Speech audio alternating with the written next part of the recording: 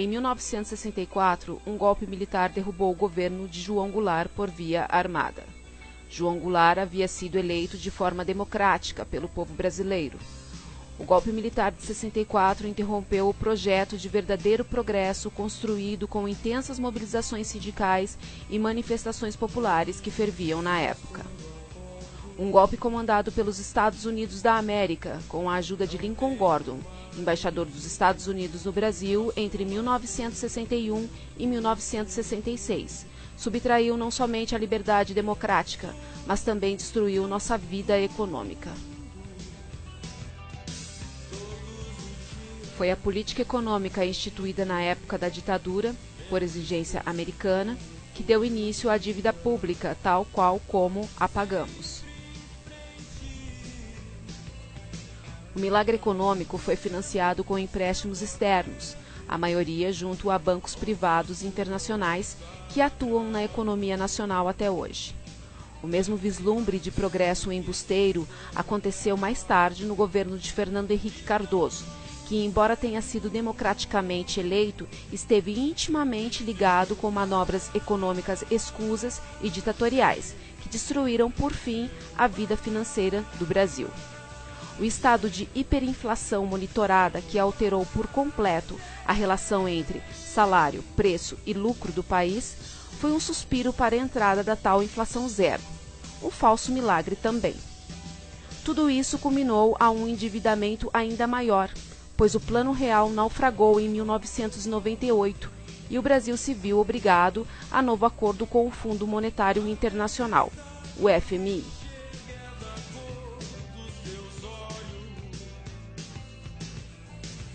A ditadura militar promoveu mudanças significativas na legislação, outro ponto em comum com o governo de Fernando Henrique Cardoso, que na década de 90 também utilizou de mudanças constitucionais e legais que foram feitas, particularmente em relação à legislação que regula a livre movimentação de capitais no Brasil. Essa adulteração na legislação feita durante a década de 90 conduziu à atual situação de total abertura de nossas fronteiras financeiras. Principalmente, esses dois momentos da vida política brasileira, o primeiro durante a década de 60 e o segundo durante a década de 90, serviram para enfraquecer ainda mais o coração da economia do nosso país. Ambos tiveram como grande manipulador os Estados Unidos da América, e também ambos momentos exibiram uma falsa ideia de progresso, enquanto nos amarravam ainda mais às teias do imperialismo.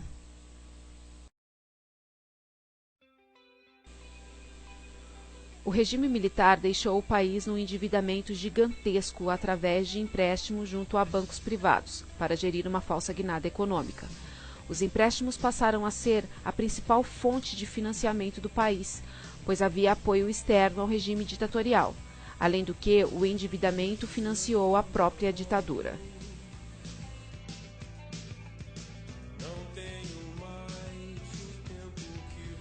Toda dívida contraída durante o período de chumbo pode enquadrar-se perfeitamente dentro do conceito de dívida odiosa, termo criado pelo jurista russo Alexander Seik em 1917.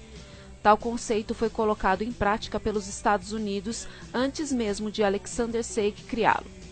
O argumento de dívida odiosa foi usado para a negação do pagamento da dívida cubana, quando em 1898 os americanos venceram a Guerra Hispano-Americana e anexaram a Cuba. Em outro momento, o conceito da dívida odiosa foi usado, desta vez no México, quando os republicanos derrubaram o imperador Maximiliano I e decidiram que as dívidas que ele tinha contraído eram odiosas. Recentemente, os Estados Unidos defendeu o boicote da dívida pública iraquiana, após a queda do regime de Saddam Hussein. Alegaram que, por ser uma dívida contraída durante um regime ditatorial, sem contrapartida para o povo, utilizada para financiar a própria ditadura, não seria justo que o povo iraquiano continuasse a pagá-la após a derrubada do regime. No entanto, temendo que outros países fizessem o mesmo e conseguissem renunciar às suas dívidas, varreu o assunto para debaixo do tapete. Ainda assim, utilizou de argumentos semelhantes para o não pagamento do Iraque aos seus credores. No Brasil, Nossa dívida explicitamente odiosa, ilegal, é uma senhoriagem perpétua que consome hoje 42,42% do nosso PIB. Um montante de cifras que esmaga todas as demais áreas cruciais para o bem-estar do povo. Quem paga a dívida? Eu, você, ele, ela, todos nós. Trabalhamos mais de meses para pagá-la, através de impostos, e não temos nenhuma contrapartida.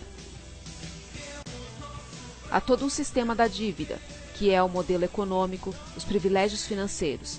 Está no sistema legal, no sistema político, na corrupção e na grande mídia. Nos últimos 20 anos de governo, de Fernando Henrique a Dilma, foram destinados ao pagamento de juros e amortizações mais de 9 trilhões. Imagine o quanto esse dinheiro poderia ter nos trazido de progresso verdadeiro.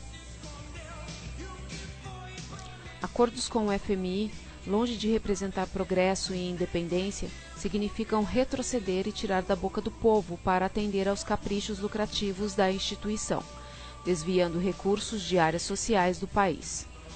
Os instrumentos políticos de pressão dos Estados Unidos impõem políticas antissociais, como o superávit primário e as privatizações. É a barbárie econômica que muitos países sofrem. O superávit primário é um crime em si. É um serviço exclusivo para a dívida. É assinar com sangue que temos que pagá-la, independente de qualquer outra necessidade do país. Os verdadeiros heróis de hoje são os que lutam contra a barbárie financeira, como Rafael Correa, presidente do Equador, que auditou a dívida pública e eliminou 70% dela, revertendo em bens para o povo. A Grécia e a Argentina estiveram e ainda estão nos braços dos credores da dívida pública. Realidade essa de muitos países quebrados e amarrados aos nós do FMI e demais credores.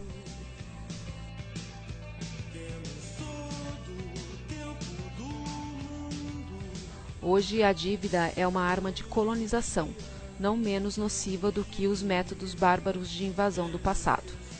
Todos os países que receberam ajuda do FMI por causa das dívidas registraram uma queda dramática no tempo de vida das pessoas.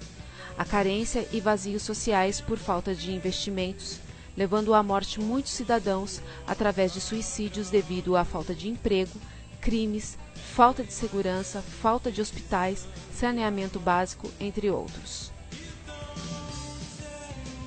Por isso, devemos lutar contra essa dominação financeira, que é o nosso maior problema.